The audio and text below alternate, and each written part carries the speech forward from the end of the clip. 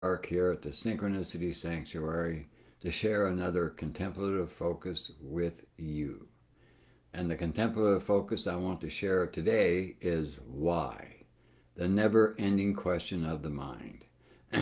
Directing your mind to a life affirmative affirmation does more to create clarity and understanding than asking why. Constant questioning in an attempt to understand is a trick of the mind, the illusion generating machine. Where the mind ends, understanding begins. So, this is a contemplation we're going to look at today. It's one that I've used in my past and was given to me by my teacher, and it was very powerful contemplation because it made a very strong point. You grow up, you attach yourself to identifications and definitions of who you are and what life is, and then you try to make the most out of that. But the one question that has remained unasked and unanswered is, who's asking? Who are you really? Who are you in your core depths? So, in order to get there, in order to understand who you are and what life is, and the real meanings of life and why you're here to have the experiences you're having, you must experience the depths of your own being. And the only way you can do that is to consciously direct your mind. Most people don't direct their minds, they just respond and react to the mind. Whatever thought comes, they respond to it or react to it. And they don't do much in terms of developing a focus with an intention. And I mean, when you go to school and you study, you do that when you study. But beyond that, it's not something that people consider doing all the time. But this is what meditation is all about. It's about directing your mind, it's about taking the reins of your mind and directing it towards a life affirmation approach to yourself and to life itself.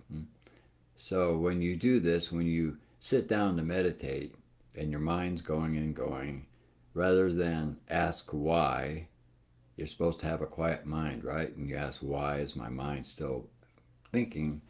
Rather than asking, the point of meditation is to witness, to watch. Watch the thoughts come and go as you watch clouds in the sky. That's all they are. They're just energy forms that appear and disappear. And if you remain in that kind of a mode where you're just watching and you're not engaging your mind, you're just watching what it's coming up with like you were watching a show, then in time your mind will quiet itself down because you're not giving it any attention. You're not giving it life. You're not putting your energy into the thoughts that are popping up. And after a while, that automatic process quiets itself down because you're not responding to it. And as you do this, you're also shifting the polarity, the dominant polarity that's within you. You're shifting your experience of being human from the dominant negative polarity to a dominant positive polarity. And once you do that, the gateway to understanding and experiencing yourself at a new level of awareness can happen. And that's when the gateway of the heart opens up. But the heart cannot be accessed in this way, and you cannot have that kind of an experience unless the mind is quieted down. And the mind will not quiet down unless you stop giving it your power. It'll keep doing what it does, but it doesn't matter because as you develop the habit of watching and witnessing rather than identifying and reacting to your mind, then eventually it will quiet down. And as that happens, new dimensions within yourself will open up and you'll have experiences that validate that there's much more to you and much more to life than you ever dreamed of. So this is really the whole point of meditation. It goes way beyond trying to counteract anxiety and the negative mental conditions that people experience in the world of today. I mean, it does that, but the real point of it is to discover who you are, discover the depths of your own being. You know? Who were you before you were born? Who are you going to be when you're done with this body and you leave it? That's the one thing you can take with you is your awareness. And as you develop your awareness, it just never ends. It gets better and better and better. It's a very elevating and loving and expansive experience, and there's no end to that. So once you get a taste of it, you start to realize, and then you start to understand that the experiences that you generate from that intended, consistent focus of watching and witnessing the mind rather than engaging it, then you understand what it's all about. So asking why is just another way to keep generating more questions and more theories and more questions. It's an endless cycle. And eventually people kind of get tuned into this and they start to realize that some things you just can't know with the mind, because some things in life can only be understood because they lie beyond the mind. And as my teacher told us many times, meditation begins where the mind ends. So that's really what it's all about here. It's getting away from the habitual, unconscious experience of your mind, coming up with thoughts, and then you react and you identify and you go on and on and on. You give importance and meaning to things that come up in your mind when there is none other than what you gave it. And then you keep giving your energy to this and chasing after whatever it is that's popping up for you as if it was real. But the only reality is that your mind is thinking. So what? You're breathing. So what? You're walking. So what? So all the experiences that we have as if we are the ones doing these things. But the experience that you gain from meditation, especially daily meditation experienced over time, is that of a witnessing consciousness watching itself for the sake of itself, to discover itself, to recognize that it is not much, much more than human.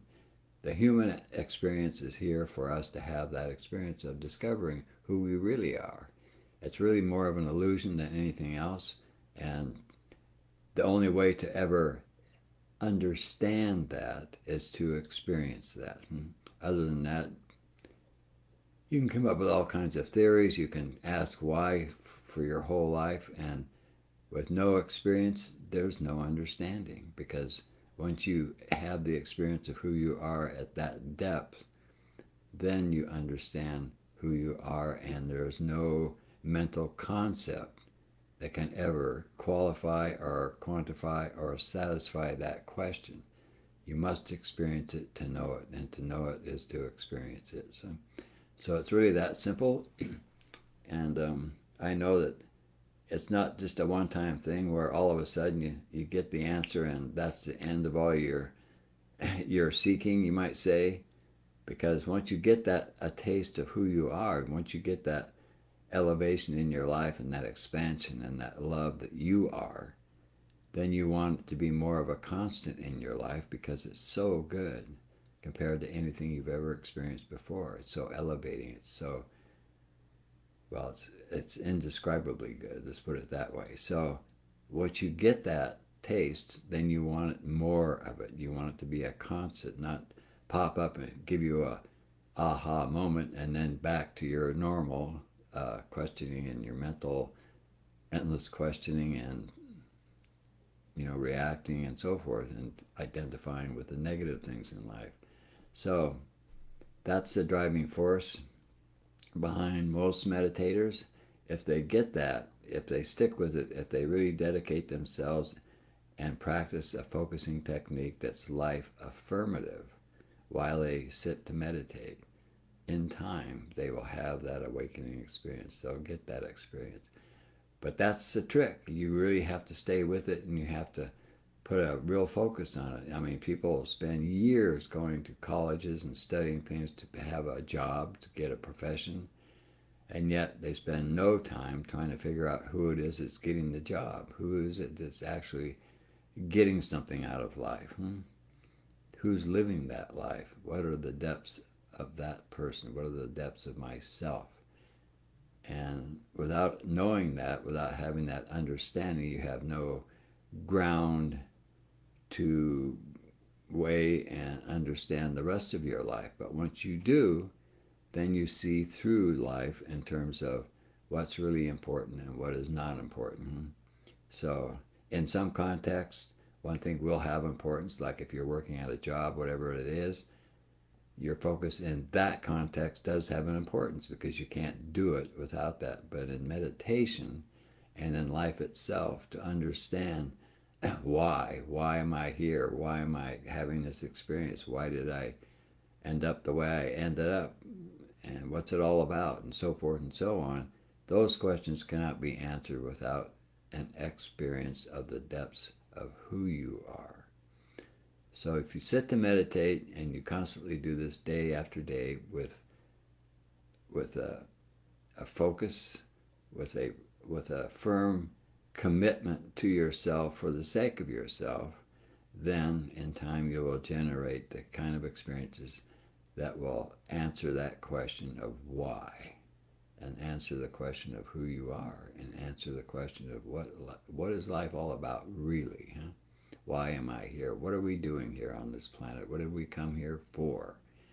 So, but without that, life just goes on at a superficial level. The ego is running the show, and you're totally identified with that ego. And as long as you are, then it's going to run you because you're identified with it, because you are looking at your ego as if that ego is you, but it's only a tool.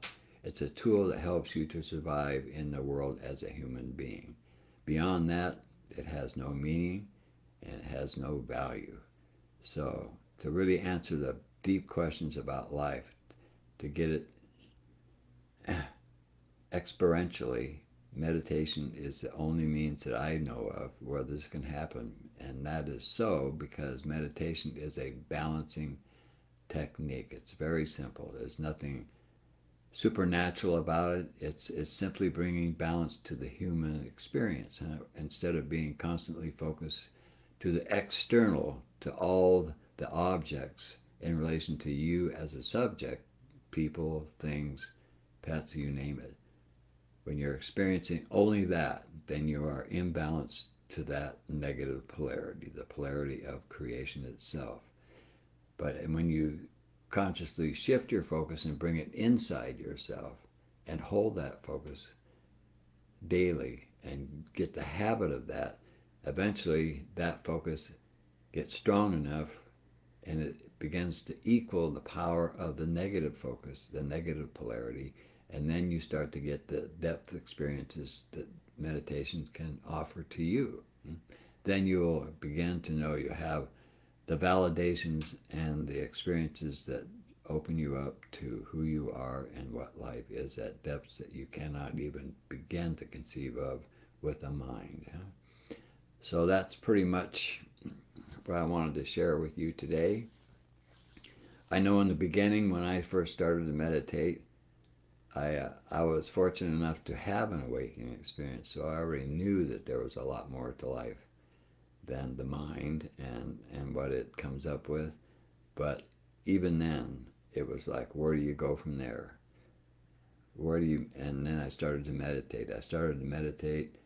But I didn't understand the mechanics of meditation. I didn't understand how that works. What's the polarities and how do you shift that polarity with enough focus to develop a constant experience of yourself and much more subtle being of yourself.